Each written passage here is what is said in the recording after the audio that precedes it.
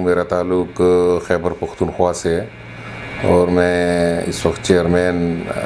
Hope حج organiser association of Pakistan کا KPK zone کا چیئرمین ہوں۔ دیکھیں، آپ نے پری حج کے حوالے سے پوچھا ہے۔ ہم پچھلے 30 سال سے ہماری ایک پریکٹکس ہے جو کہ ہم حاجیوں کو لا رہے ہیں، ان کے انتظامات کر رہے ہیں، ان کی پیمنٹس کو ٹرانسفر کر رہے ہیں۔ اب اس سال جو نظام سعودی حکومت نے بنایا ہے وہ بالکل ہمارے لیے ایک نیا نظام ہو گیا اور اس میں اپنے NGOs کو اپریشیٹ کروں گا۔ گورنمنٹ نے بھی ہمارا اس میں ساتھ دیا ہے اور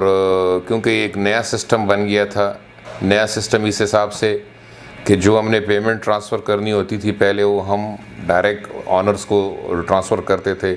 اس بار جو ہے ہمیں گورنمنٹ کے حج مشن کے اکاؤنٹ میں ٹرانسفر کرنی پڑی، پھر وہاں سے آگے انہوں نے ٹرانسفر کی، تو سب کے لیے ایک نیا نظام تھا۔ لیکن میں اس میں اپریشیٹ کرتا ہوں اپنا DG صاحب کو، ڈاکٹر سمرو صاحب کو، کہ انہوں نے ہمارے ساتھ اس میں کافی تعاون کیا ہے اور دیگر بھی OPAP کا جتنا بھی عملہ ہے سب نے۔ تو اس میں ہم نے اپنی طرف سے ایک کمپنی ہائر کی تھی تو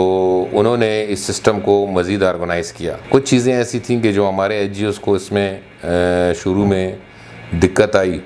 لیکن چونکہ الحمدللہ ہمارے جو حج آرگنائزرز ہیں اس وقت ہم پاکستان کا 50% کوٹا جو ہے وہ ہم یوز کر رہے ہیں اور مجھے خوشی ہے یہ کہنے پہ کہ آلموسٹ الحمدللہ ہم نے وہ کمپلیٹ کر کے سارا اس کے انتظامات بھی سارے کمپلیٹ کر کے انشاءاللہ ہمارے حاجی اس وقت جو 80% کے قریب جو ہیں وہ سعودی عرب پہنچ چکے ہیں، مکہ مدینہ، اپنی حج ادائیگی کے لیے انشاءاللہ۔ پاکستان میں پہلے انڈیویجلی ایک کمپنی ہوتی تھی جو 904 ہیں، جو ابھی بھی 904 ہیں، لیکن سعودی تعلیمات کے مطابق ہمیں ان کو کلسٹر کرنا پڑا، تو منیمم اس کا جو تعداد تھی وہ 500 ہمیں بتائی گئی۔ تو وہ بھی الحمدللہ ہم نے اس کو ایک منظم کی شکل میں بنا کر، باقی ہماری جو کمپنیز ہیں وہ اپنی جگہ پہ زندہ ہے الحمدللہ۔ تو ہمارا جو سسٹم چینج ہوا لیکن اس کو ہم نے الحمدللہ ایک پروفیشنل NGO کی طرح اس کو سمجھ کر اور اس پہ کام کرنا شروع کر دیا۔ سسٹم چونکہ نیا ہے اور مکاتب جو ہیں وہ توافع کمپنیز جن کو کہتے ہیں وہ بڑی تعداد میں ہو گئی ہیں۔ پہلے ایک جنوبی آسیہ ہوتا تھا، مؤسسہ جنوبی آسیہ، اب بہت ساری کمپنی ہو گئی ہیں اس کی طرح، تو ان سب میں مختلف حجاج اس میں ہیں، پاکستان کے بھی مختلف کمپنیز میں ہیں۔ تو جب حاجی پاکستان سے آتا ہے تو اس میں یہ ہوتا ہے کہ اس میں کبھی کسی کا پاسپورٹ کسی دوسری کمپنی چلا جاتا ہے اور کبھی کسی کا سامان کسی اور کمپنی چلا جاتا ہے،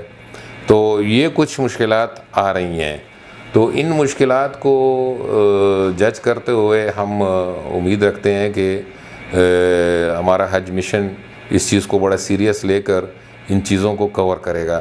اور جیسے پہلے انہوں نے ہمارے ساتھ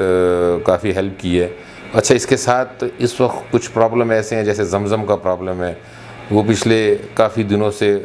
بہت سارے لوگوں کو نہیں مل رہا، یہ بلڈنگز میں پہلے پرووائڈ کرتی تھی کمپنی،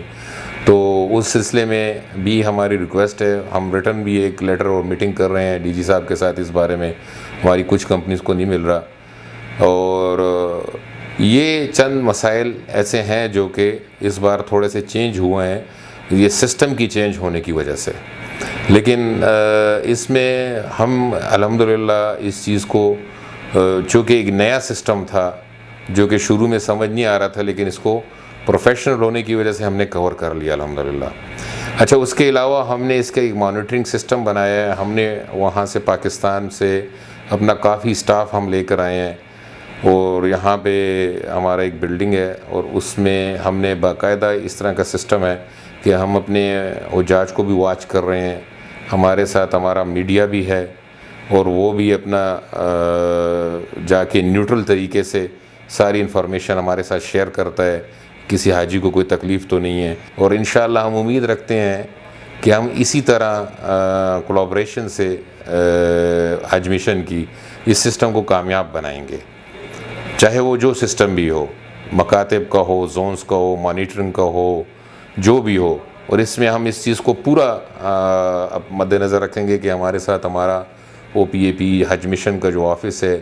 وہ ہمارے ساتھ پورا ہیلپ فل ہوگا اس میں. پرائیویٹ اسکیم کا حج عبادت سہولت کے ساتھ. حج آرگنائزرز ایسوسی ایشن آف پاکستان.